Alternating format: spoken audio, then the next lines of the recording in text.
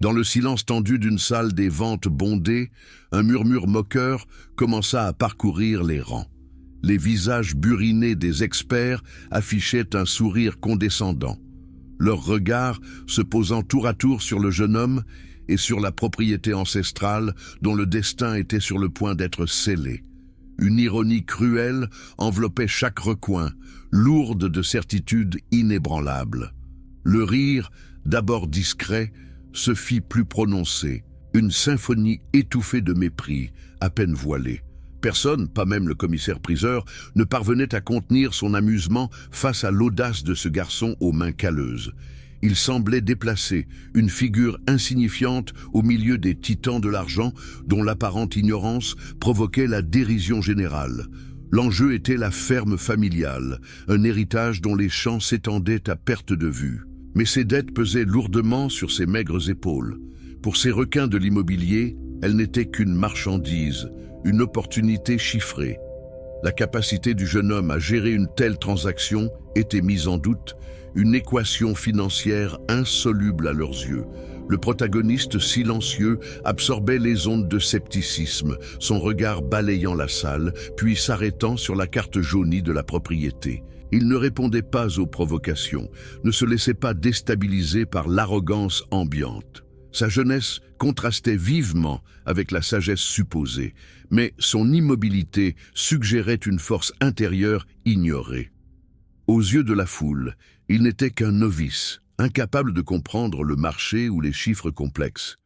Pourtant, il percevait sous le vernis de cette transaction bien plus qu'une simple vente. Il voyait la terre non comme un bien foncier, mais un organisme vivant, un réseau complexe d'écosystèmes dont les forces invisibles restèrent cachées.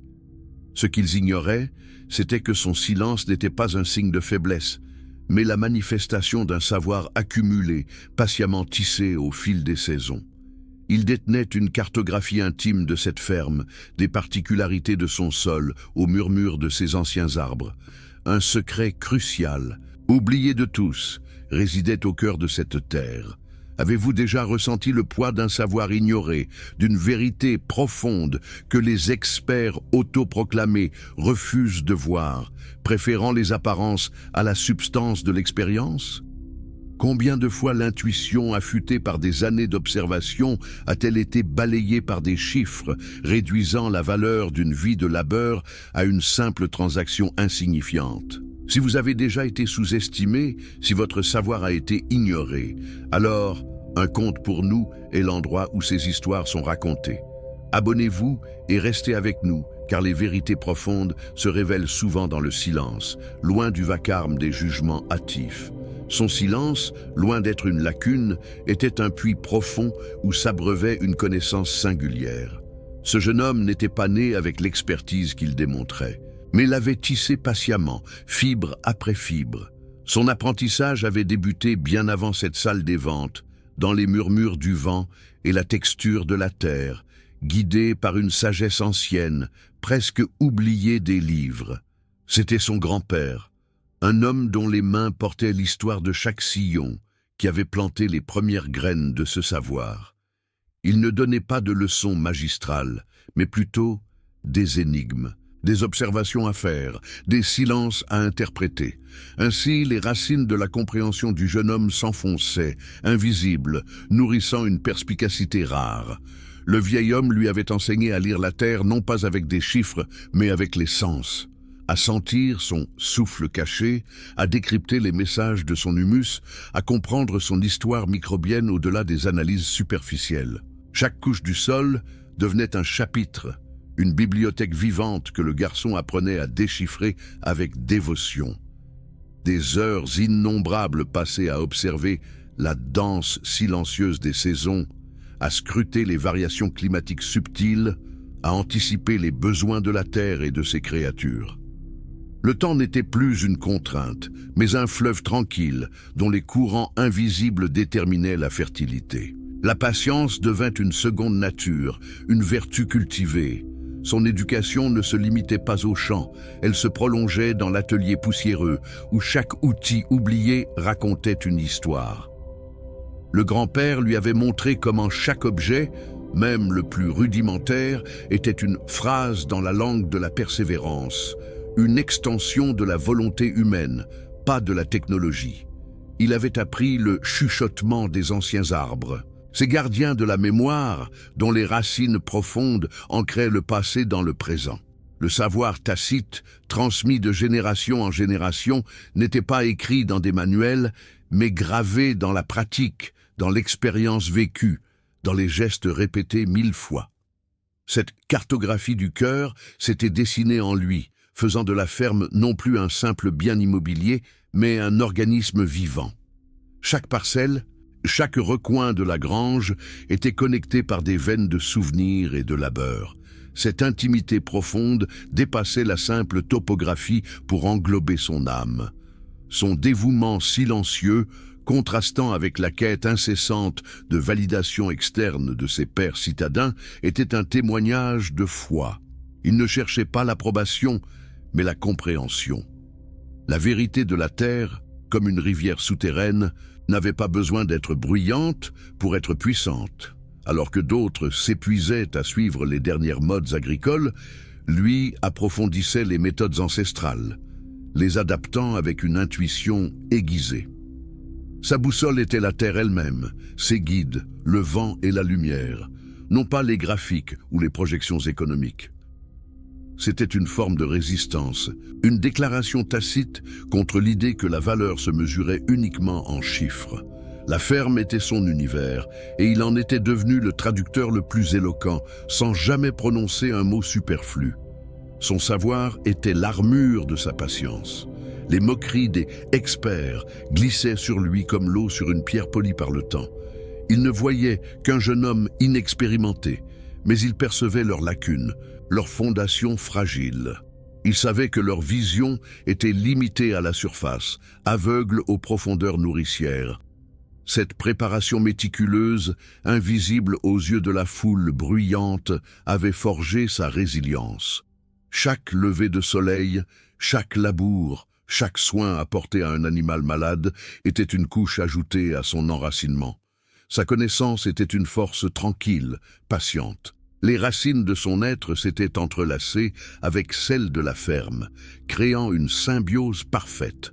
Cette connexion était sa véritable richesse, un capital que nul spéculateur ne pouvait évaluer, ni aucune vente aux enchères ne pouvait détruire. Il était l'extension vivante de la terre, mais quelle est la valeur d'une telle préparation, d'un savoir si profondément ancré qu'il en devient incommunicable aux non-initiés? Comment justifier l'invisible face à l'évidence des bilans financiers? La réponse viendrait non par des mots, mais par un acte, un instant décisif. Car l'histoire nous enseigne que la préparation la plus patiente est toujours invisible, jusqu'au moment où elle devient la seule chose pertinente dans la pièce. Et pour le jeune homme, ce moment, celui de la révélation, était sur le point de transformer le rire en stupéfaction. Derrière les moqueries, l'objet du conflit se dressait, la ferme ancestrale, perçue comme un véritable labyrinthe d'insolvabilité. Pour les experts, elle n'était qu'une relique, un fardeau financier que le jeune homme ne pouvait gérer. Ces champs, jadis fertiles, symbolisaient un déclin inévitable. Les solutions semblaient invisibles, impénétrables pour quiconque ne partageait pas leur logique. La dette colossale pesait sur la propriété, un gouffre financier que même les investisseurs les plus optimistes avaient abandonné. Elle s'étendait comme un climat asphyxiant sur toute perspective de renouveau. Pour tous, cette ferme n'était pas un héritage prometteur, mais une chaîne lourde traînée de génération en génération, une hypothèque sur l'avenir, condamnant d'avance toute initiative. Les années de monoculture intensive et un entretien jugé insuffisant avaient laissé la terre exsangue, appauvrie. Les analyses de sol standard ne révélaient qu'une fertilité quasi inexistante, un potentiel agronomique épuisé. Les savants des banques et des agences foncières avaient déjà écrit leur verdict, une terre stérile, incapable de justifier un investissement. Les bâtiments de la ferme, autrefois témoins d'une activité florissante, n'étaient plus que des squelettes branlants, leurs toits défoncés et leurs poutres vermoulues criant la négligence. Le matériel agricole, obsolète et rouillé, jonchait les cours, vestiges d'une époque révolue. Pour les observateurs extérieurs, ces structures n'incarnaient pas la résilience du passé. Le consensus était unanime et implacable. La ferme représentait un trou noir financier, un projet démesuré exigeant des investissements impossibles pour des rendements incertains. Les tableaux Excel des consultants clignotaient en rouge. Les scénarios les plus optimistes peinaient à trouver un semblant de viabilité. C'était une évidence mathématique, une vérité incontestable dictée par les chiffres. Les problèmes s'accumulaient. L'irrigation rudimentaire, tributaire des caprices du ciel, rendait toute culture incertaine. La qualité du sol, selon les normes modernes, était déplorable, exigeant des tonnes d'intrants chimiques. L'accès à certaines parcelles était laborieux, compliquant la logistique. Autant de verrous que la sagesse conventionnelle considérait comme indéverrouillables. Le verdict du marché était sans appel. Démantèlement, vente par lot, reconversion forcée. Personne ne percevait de valeur intrinsèque dans sa configuration actuelle. Seulement un potentiel fragmenté, dépecé en composants. Les spéculateurs voyaient des terrains à bâtir, les industriels des carrières. La notion de ferme vivante était absente de leur équation. La terre, autrefois synonyme de vie et d'abondance, était désormais qualifiée de stérile, de dépouillée. Elle était devenue un symbole de l'épuisement, incapable d'accueillir de nouvelles semences, de nourrir de nouveaux projets. Une ombre d'elle-même, un écho lointain de sa splendeur passée, où l'innovation ne semblait plus pouvoir prendre racine. Alors, face à ce tableau désolant où la raison économique et l'expérience des sages condamnaient sans appel, pouvait-on encore entrevoir une issue? Y avait-il réellement aucun chemin dans ce labyrinthe apparemment impénétrable dont les sorties étaient invisibles pour la grande majorité? Pourtant, là où d'autres ne voyaient qu'une fin inéluctable, le jeune homme percevait un commencement, une opportunité cachée. Son savoir agissait comme une boussole interne, révélant des passages secrets que la logique financière ignorait. Si cette histoire résonne en vous, si vous croyez aux solutions au-delà des apparences, restez avec un conte pour nous. L'espoir surgit souvent là où personne ne l'attendait. La sagesse conventionnelle des experts présents dans la salle enveloppait le véritable potentiel de la ferme comme une brume dense et impénétrable. Leurs modèles financiers, leurs analyses de sol superficielles et leurs prévisions de marché ne captaient que l'ombre d'une réalité bien plus complexe, la réduisant à une somme de chiffres sans âme. Ils étaient aveuglés par le bruit des transactions, incapables de percevoir les subtilités vitales de cette terre. Mais le jeune homme, lui, possédait une clarté de vision, tel un phare inébranlable fendant cette brume épaisse.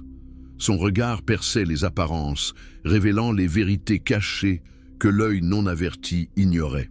Pour lui, la ferme n'était pas une entité figée, mais un être vivant dont il connaissait chaque respiration, chaque battement de cœur, chaque blessure secrète. Sa compréhension profonde de la ferme ne venait pas des rapports ou des diplômes, mais du souffle caché du sol. Il avait appris à écouter les récits millénaires de l'humus, à sentir l'histoire microbienne de chaque couche, à anticiper la capacité de la terre à se régénérer au-delà des analyses chimiques superficielles. C'était la fondation inébranlable de son savoir. Tandis que les financiers ne voyaient qu'un terrain appauvri par des décennies de monoculture, lui discernait la vitalité insoupçonnée, les nuances de couleurs et de textures qui révélaient le potentiel latent. Chaque poignée de terre lui murmurait son passé et promettait son avenir. Une bibliothèque vivante que les autres ne savaient pas lire, obstruée par leur certitude. Il avait vécu selon la danse silencieuse des saisons, une observation méticuleuse des cycles naturels, des variations climatiques les plus subtiles. Sa boussole n'était pas un graphique boursier, mais les mouvements du vent, la régularité des rosées matinales, l'intensité du soleil et les flux d'eau, prévoyant leurs impacts avec une précision ancestrale. Le léger frémissement des feuilles, la direction inattendue d'un courant d'air, le murmure presque imperceptible d'un ruisseau souterrain. Tous ces signes, ignorés des calculateurs, composait pour lui une symphonie de données inestimables. Il déchiffrait les messages de la nature, là où les autres ne percevaient qu'un chaos aléatoire. Plus encore, il entendait le chuchotement des anciens arbres, ces sentinelles végétales dont les racines profondes ancraient la mémoire du passé. Il lui révélait des secrets de la terre transmis de génération en génération. Un savoir tacite non consigné dans les manuels, mais gravé dans la pratique, dans l'expérience vécue. Ces gardiens silencieux lui parlaient de sources oubliées, de réseaux hydriques souterrains invisibles aux relevés cadastraux modernes, mais absolument vitaux pour la résilience de la ferme. Il s'agissait d'une cartographie du cœur, où chaque arbre, chaque bosquet était un repère, dans un système complexe et interconnecté. La salle des ventes bourdonnait, un champ de bataille de chiffres où l'on tentait de capturer la valeur d'une vie, d'un héritage. Les enchères montaient, mais restaient désespérément superficielles, aveugles à la richesse véritable de la ferme, une richesse que lui seul connaissait et pouvait véritablement évaluer, au-delà du prix du marché. Puis, alors que le marteau du commissaire-priseur s'apprêtait à frapper pour la dernière fois, et scellant le destin de la terre ancestrale dans une transaction dénuée de sens profond, le jeune homme leva la main. Non pas pour une nouvelle enchère, mais pour articuler une question, un point d'interrogation dans l'arrogance ambiante. Quelqu'un a-t-il pris en compte la présence d'une nappe phréatique particulièrement robuste et peu profonde sous la zone des hauts fonds, non répertoriée sur les cartes géologiques conventionnelles et facilement exploitables ? Demanda-t-il, sa voix calme, mais sa question perçant le tumulte comme un trait de lumière. Un silence assourdissant s'abattit sur la pièce, figeant les sourires moqueurs et l'assurance des experts. La brume de leur sagesse conventionnelle venait d'être transpercée par un rayon inattendu, une vérité dérangeante. Quel impact cette révélation aurait-elle sur l'issue de cette vente, et que se cachait-il derrière cette précision déconcertante ? Le silence assourdissant qui avait suivi la question du jeune homme ne fut qu'un prélude. Les experts se regardèrent, leurs sourires figés, leurs certitudes ébranlées par cette audace inattendue. Une telle affirmation, si précise et si déconcertante, ne pouvait être balayée d'un revers de main sans investigation. Leur arrogance habituelle se mua peu à peu en une curiosité mêlée d'agacement, un sentiment inédit. Un conseiller de la banque, le visage initialement moqueur, se racla la gorge. « Monsieur, nos études géologiques n'indiquent rien de tel. Vos sources d'information sont-elles fiables ?» Sa question, teintée de scepticisme, cherchait à discréditer, à ramener le débat sur le terrain balisé des documents officiels, là où le jeune homme n'avait aucune légitimité visible. Le protagoniste, imperturbable, répondit d'une voix posée mais ferme. Nos sources sont les murmures du sol, les indications de la végétation locale et des années d'observation transmises. Le point précis se situe à 100 mètres au nord-ouest du vieux chêne, là où l'humidité persiste même après des semaines sans pluie. Nos cartes sont peut-être moins officielles, mais elles sont plus profondes. Le commissaire-priseur, sentant la tension monter, interrompit l'enchère. Nous ne pouvons procéder sans vérifier une allégation d'une telle importance.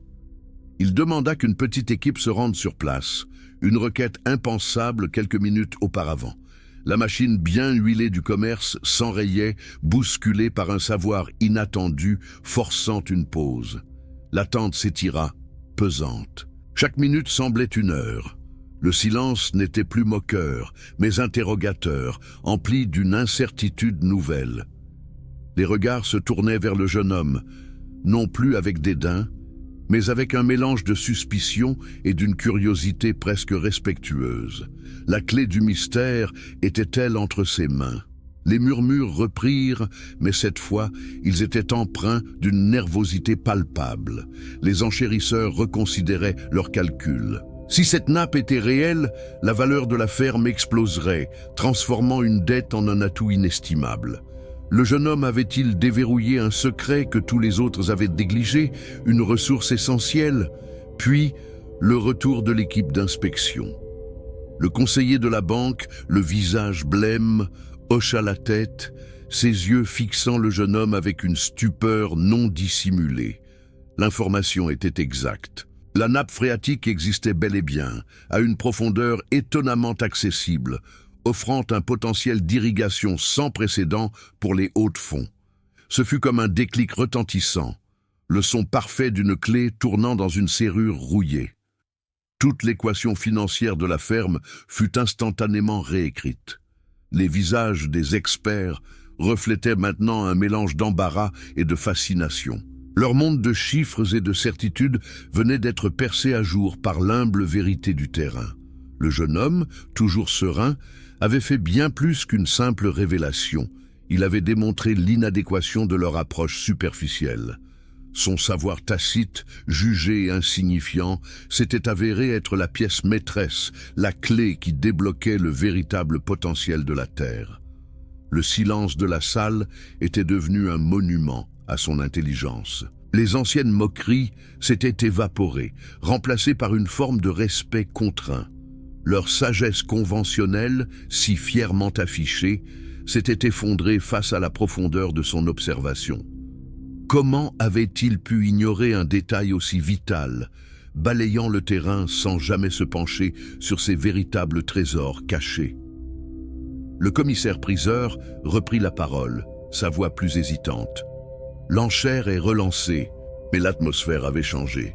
Les anciens prétendants hésitaient, leur stratégie revue. Leurs convictions s'étaient fissurées et la valeur qu'ils attribuaient à la terre ne pouvait plus ignorer cette source de vie inattendue.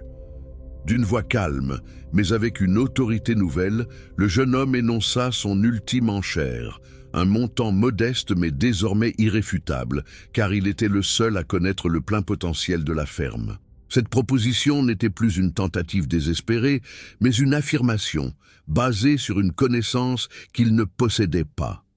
Les autres enchérisseurs se turent.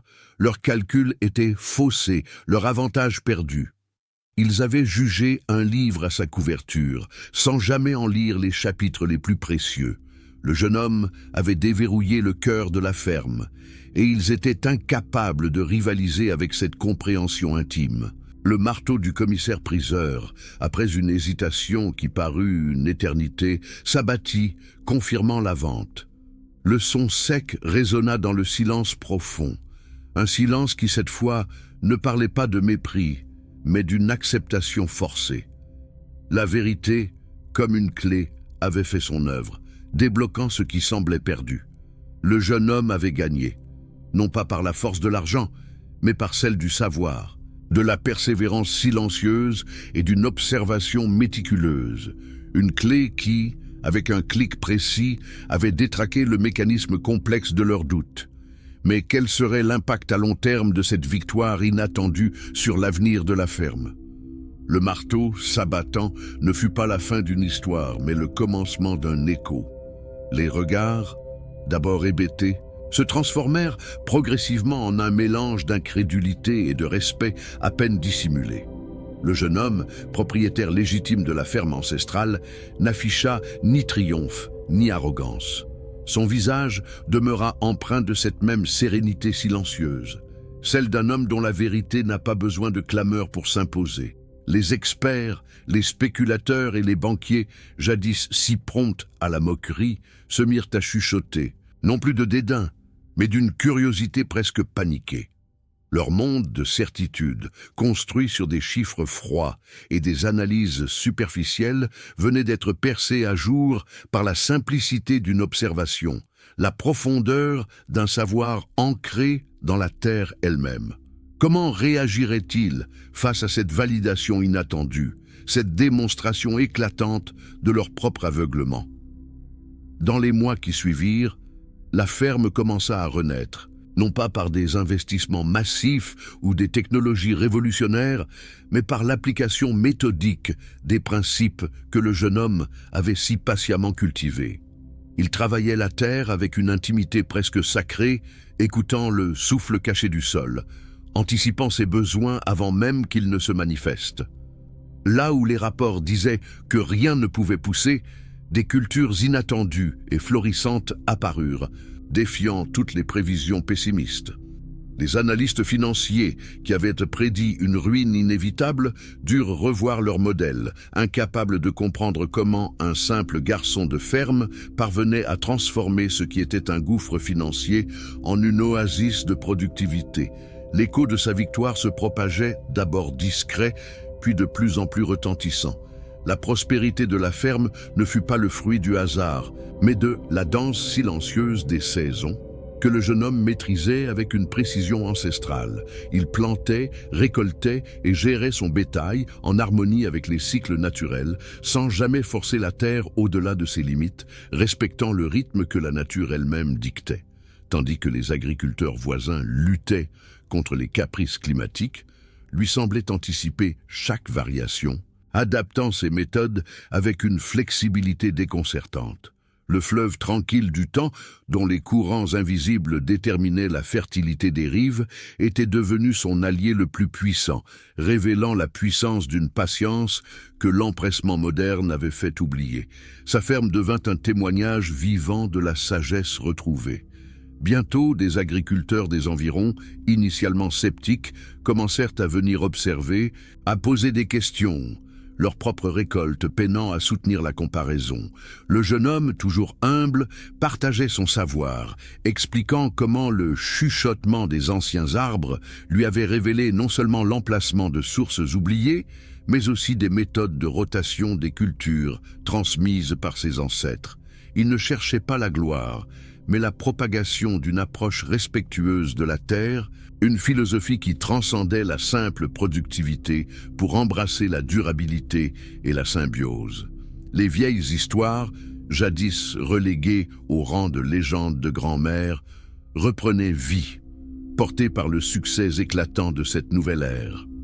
Les bâtiments de la ferme, autrefois jugés délabrés, furent restaurés non pas avec des matériaux coûteux, mais avec une ingéniosité héritée du langage des outils oubliés. Chaque poutre réparée, chaque machine remise en état, était une célébration du savoir-faire, de la réparation, plutôt que du remplacement systématique. Les outils, des symboles de la persévérance humaine sur la matière, retrouvaient leur fonction première, prouvant que l'efficacité ne dépendait pas toujours de la nouveauté ou du prix, mais de la main qui les maniait et de l'intelligence qui guidait le geste. Cette approche, jugée archaïque par les experts, devint un modèle de résilience économique, un écho de l'autonomie et de la durabilité. La ferme, sous sa cartographie du cœur, devint bien plus qu'une simple entreprise agricole. Elle se transforma en un organisme vivant, chaque parcelle réhabilitée, chaque recoin de la grange repensé avec une intention profonde. Les terres, jadis stériles, vibraient à nouveau d'une biodiversité luxuriante, attirant des espèces qui avaient longtemps déserté la région. Cette connexion émotionnelle et cette connaissance intime se traduisaient par une vitalité palpable, une harmonie que la logique financière seule n'aurait jamais pu créer.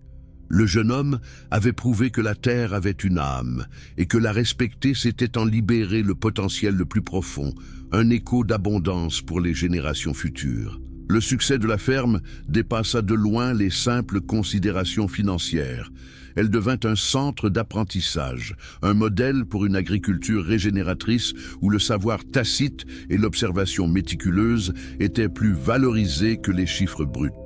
Les dettes, jadis un poids écrasant, furent non seulement remboursées, mais le jeune homme investit dans la communauté, créant des emplois et partageant les fruits de sa vision. Son héritage ne fut pas fait de propriétés accumulées ou de richesses ostentatoires, mais d'une ferme florissante, d'une terre restaurée et d'une philosophie qui avait prouvé sa valeur contre vent et marée.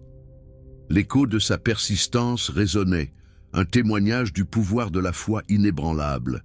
Les experts qui l'avaient raillé dans la salle des ventes finirent par reconnaître la profondeur de son savoir. Des articles de journaux, des reportages télévisés, tous tentaient de percer le secret de sa réussite, ignorant qu'il résidait dans l'évidence même qu'ils avaient choisi d'ignorer. Le conseiller de la banque, autrefois blême, revint non pas pour une vente, mais pour une proposition de partenariat, une reconnaissance forcée de la valeur qu'ils n'avaient pas su voir. Leurs modèles, leurs analyses avaient échoué là où l'intuition et la connexion profonde avaient triomphé, éprouvant que la véritable autorité ne réside pas dans la reconnaissance externe, mais dans la persévérance silencieuse.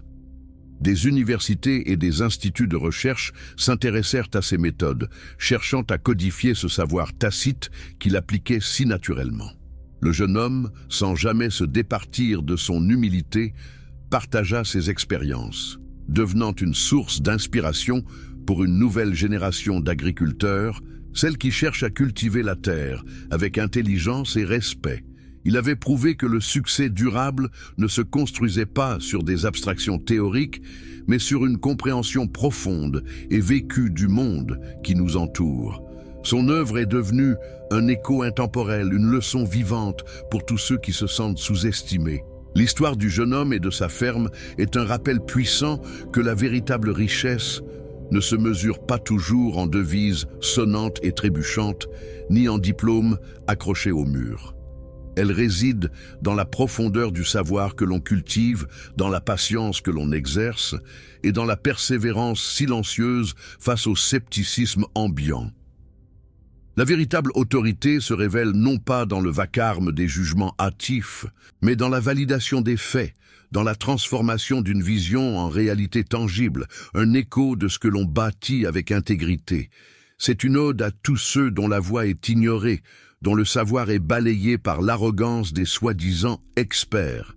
Une leçon que la plus grande force réside souvent dans la discrétion, dans la capacité à voir ce que les autres, aveuglés par leur certitude, sont incapables d'apercevoir. N'oubliez jamais que la préparation la plus patiente est toujours invisible, jusqu'au moment où elle devient la seule chose pertinente dans la pièce, transformant le rire en stupéfaction et le scepticisme en respect contraint. Si ce conte vous a parlé, si vous avez reconnu le pouvoir du savoir profond et de la persévérance silencieuse, alors abonnez-vous à Un conte pour nous. Laissez un pouce bleu pour soutenir notre travail et activez la cloche de notification pour ne manquer aucune de nos prochaines vidéos. Chaque histoire que nous partageons est une invitation à voir au-delà des apparences et à reconnaître la valeur inestimable de la sagesse discrète. Merci de votre fidélité.